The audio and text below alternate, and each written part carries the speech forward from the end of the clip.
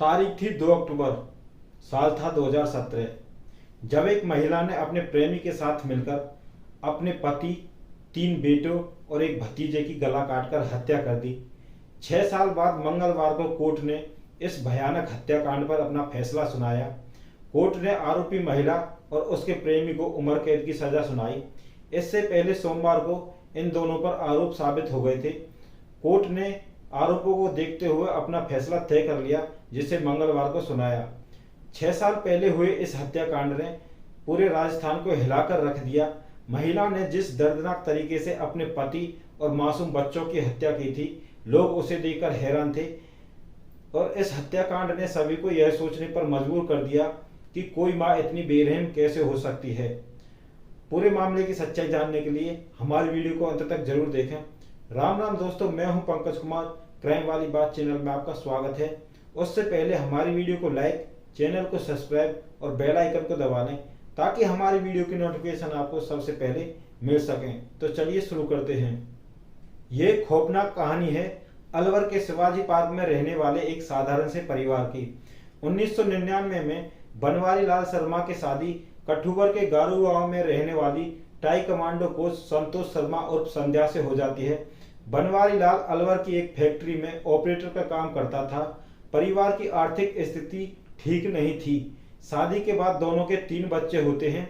संध्या शुरू से ही luxury life जीना चाहती थी, लेकिन पैसों की अभाव कमी से उसकी ख्वाहिशें पूरी नहीं हो रही थी। वह टाई कमांडो जानती थी। अपना खर्च निकालने के लिए वह ट्रेनर बन गई। साल 2014 से संध्या ने बच्चों को टाई कमांडो की ट्रेनिंग देना शुरू कर दिया। इस पैसे से वो लगातार आगे बढ़ती रही। कंपटीशन के लिए वे बच्चों को लेकर शहर से बाहर आने जाने लगी। इसी तरह के एक कंपटीशन में संध्या उदयपुर गई थी। वहां उसकी मुलाकात हनुमान से होती है और पहली ही मुलाकात में दोनों अच्छे दोस्त बन जाते हैं। हनुमान संध्या से 10 साल छोटा था और उसकी शादी भी नहीं होती और दोनों धीरे धीरे एक दूसरे के करीब आ जाते हैं और आपस में प्यार करने लगते हैं। हनुमान संध्या से मिलने के लिए अक्सर अलवर आता रहता था। अलवर में उसका एक दोस्त कपिल किराए के कमरे में रहता था, जहां हनुमान संध्या को लेकर आता जाता और दोनों कई घंटे साथ में बिताते। करीब 2.5 साल तक हनुमान और संध्या इसी तरह मिलती रहे। कई बार कंपटीशन का बहाना बनाकर संध्या राजस्थान से बाहर जाती थी। इसी बीच संध्या के पति बनवारी और बेटे मोहित को उसके अफेयर के बारे में पता चल गया।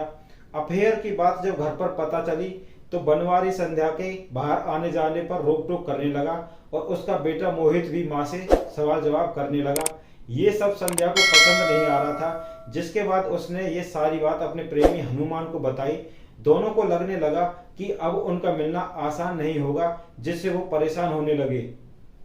इधर लग्जरी लाइफ जीने की शौकीन संध्या को उसका पति पसंद नहीं था। बड़ा बेटा मोहित उसे लेकर रोक टोक करने लगा, जिससे वह भी उसे पसंद नहीं करती थी। कई दिन तक घर से बाहर रहने वाली संध्या को रोक टोक पसंद नहीं आ रही थी। इसके बाद साल 2016 में संध्या और उसके प्रेमी हनुमान ने पति बनवारी और मोहित की हत्या की योजना बनाई, क्योंकि ये दोनों उनके अफेयर में बाधा बन रहे थे। इस हत्याकांड की साजिश में हनुमान का दोस्त दीपक और उसके मामा का लड़का कपिल भी शामिल था। कैसे दोनों की हत्या करनी है और फिर किस तरह सबको ठिकाने लगाना है, इसकी पूरी प्लानिंग चारों ने कर ली थी। पुलिस से नजर बचने के लिए हनुमान ने अगस्त 2017 में एक फर्जी आईडी से 2 सिम खरीदी।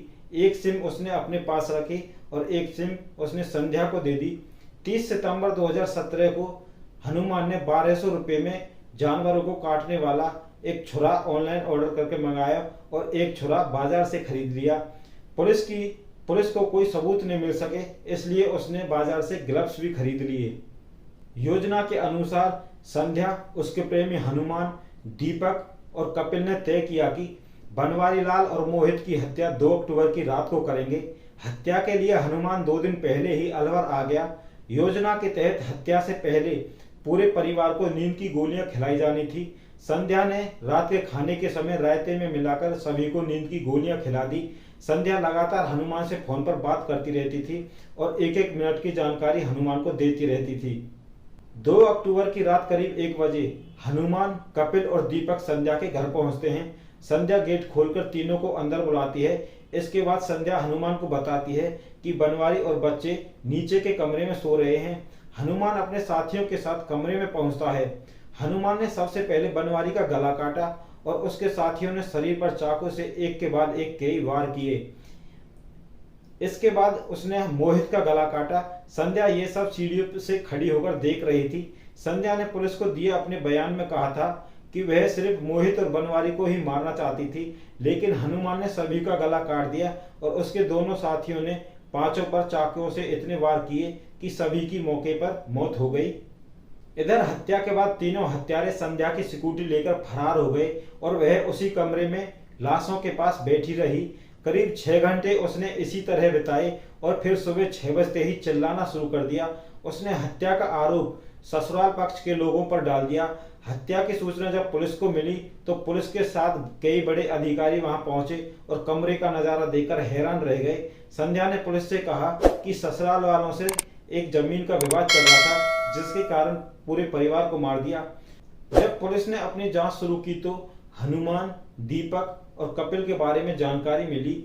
सबसे पहले पुलिस ने हनुमान को गिरफ्तार किया, उसके बाद उसके दोनों साथियों को भी गिरफ्तार कर लिया।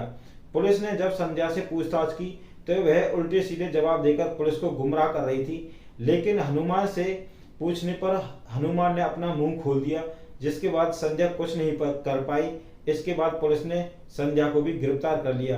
पुलिस ने आरोपियों के खिलाफ कोर्ट में चालान पेश किया। 6 साल बाद चली सुनवाई में मृतकों को न्याय मिल पाया और कोर्ट ने सभी आरोपियों को उम्र कैद की सजा सुनाई। दोस्तों, जिस तरह का इनका अपराध था, जिस तरह मासूम बच्चे को काट दिया था, उस हिसाब से इनको उम्र कैद की सजा कम नहीं थी। इनको और कड़ी सजा मिलनी चाहिए थी। इनके अपराध को देखते हुए इनको कम से कम फांसी तो मिलनी ही चाहिए थी। दोस्तों, आपकी क्या राय है इस मामले में? आप अपनी राय कमेंट में जरूर बताएं। आप अपने परिवार का ख्याल रखें, माता पिता का ख्याल रखें और खुश रहें। मिलते हैं आपसे एक और सच्ची घटना के साथ अगली वीडियो में। जय हिंद, जय भारत।